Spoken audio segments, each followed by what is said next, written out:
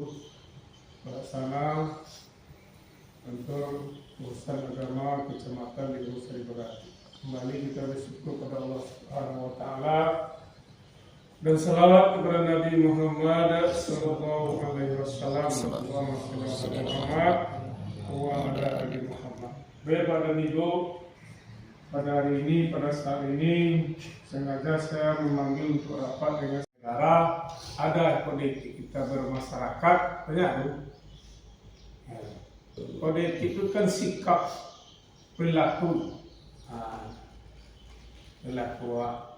Kalau waktu ASN PNS Sangkatan apa dulu itu 21 hari itu tuh diasah di balai diklat.